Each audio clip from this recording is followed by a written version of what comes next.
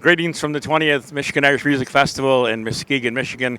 My name is Patrick Johnson, and I'm an Irish American by my mom's birth. She was born in Thurles County, Tipperary, and today I had the privilege of being honored to be inducted into the 2019 class of the Michigan Irish American Hall of Fame, and it was a wonderful honor from birth. Born on St. Patrick's Day, as a matter of fact. My mom being from Ireland, she told me for years that I ruined her St. Patrick's Day. I was born 2 weeks late. She had made plans for that week to go out, and I was born that day. So she had no choice but to name me Patrick, and it all started then. Mom was a proud Tipperary lady, and she put her Irish heritage out to anybody that would listen to her. She joined many Irish organizations when she immigrated here from Ireland in the late 1950s.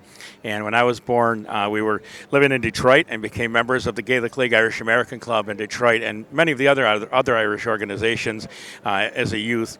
Followed my family around to these different organizations and fell in love with the music. We were around the music all the time, the different Irish festivals that took place in Detroit and in and around the Detroit area. We attended every year, and I became friends with a lot of the musicians. And my friends were listening to rock and roll and Led Zeppelin and whatever growing up, and I was listening to the Irish musicians like Pat's People and the bands Paddy Riley and the Dubliners and the Wolf Tones, etc., that we were taken to concerts to at the Gaelic League and the Ancient Order of Hibernians Hall in the Detroit area. So from an early age, I was introduced to the Irish music, and Irish music tells the story and the history of Ireland, and that's what separates it from other types of music. And there's so many different genres and types of Irish music, but it all comes from Ireland, and the stories come from the heart.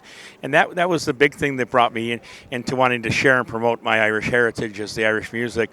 I am the co-host of the Irish radio program in Detroit called the Irish Music Cafe.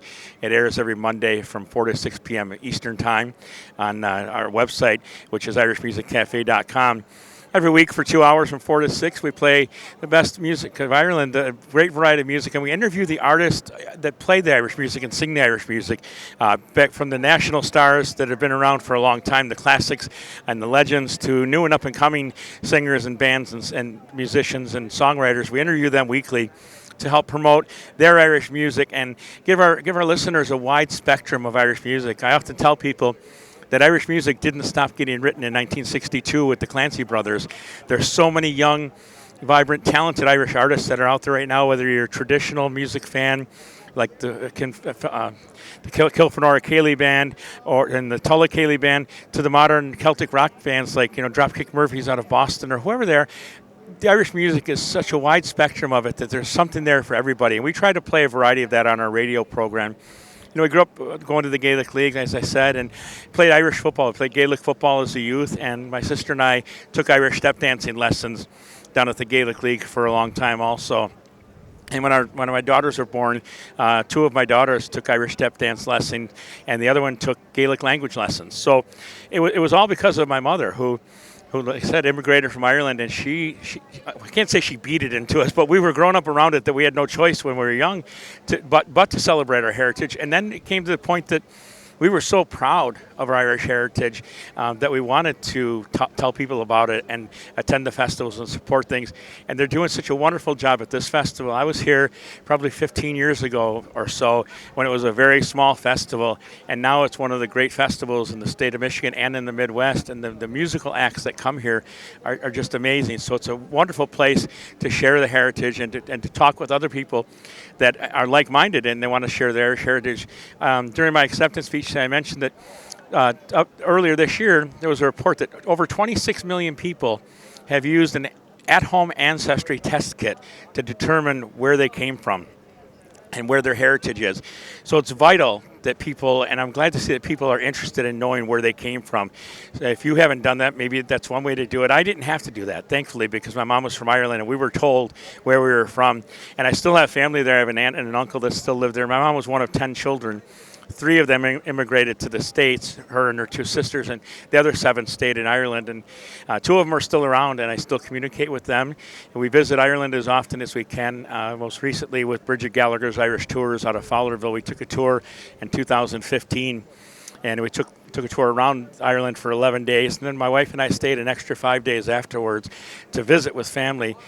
And the things that we learned, even now after all these years, I'm in my 50s now, and even after all these years, the history of our family, and where we came from and the things that we still learn at this age, so you can never stop learning about your heritage. With the technology today, there's so much information and so many different ways to find out where your family comes from and the roots of it. And it's a fascinating journey to find out where you come from. And there's lots of great things that happen here in the state of Michigan. I'm also the executive director of the Michigan Irish American Chamber of Commerce, which is in Livonia, Michigan. Members of a lot of our different other Irish organizations, Knights of Equity, the Ancient Order of Hibernians. I also remember the Knights of Columbus, the Fraternal Order of United Irishmen.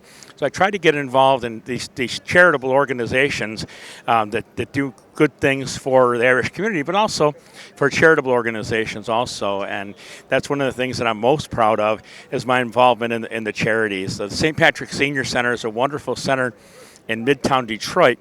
And they have an annual festival that they do in the springtime, and I am the entertainment director for that and the MC. And what they do is they raise money. The festival is their biggest fundraiser, and they help people that are 55 and older in the inner city of Detroit with basic life needs. They teach them medical things. They teach them how to read. They teach them things that they don't know how to do, how to take care of themselves. If they have diabetes, they teach them how to take care of their feet and such. And they teach them yoga and line dance lessons and all those sorts of things. And they feed hundreds and hundreds of people every week that are in the inner city of Detroit. And that's all part of the St. Patrick Senior Center Irish Festival.